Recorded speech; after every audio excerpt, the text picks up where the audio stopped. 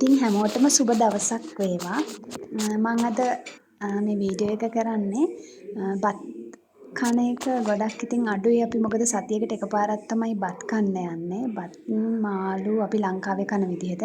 නමුත් මේ butter chicken එක මම අරගෙන බැලුවා ලිටල් එකේ තියෙන්නේ. මම එකපාරක් ගත්තා මේ දෙවෙනි වතාව.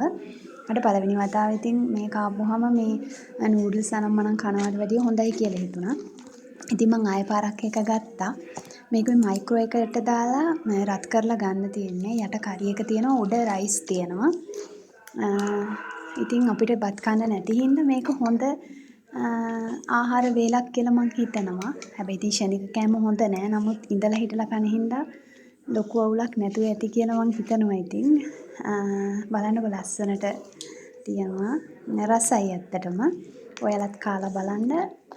බත් කන්න නැති අපි වගේ ඉතින් ඈත ඉන්න කට්ටියට මේක ගොඩක් හොඳයි. ඉතින් එනර්ජි එකකුත් තිබ්බනම් තවත් හොඳයි. ඉතින් මම ඒක හරිම රසයි. මම කාලා බැලුවා. ඔයාලත් try කරලා බලන්න.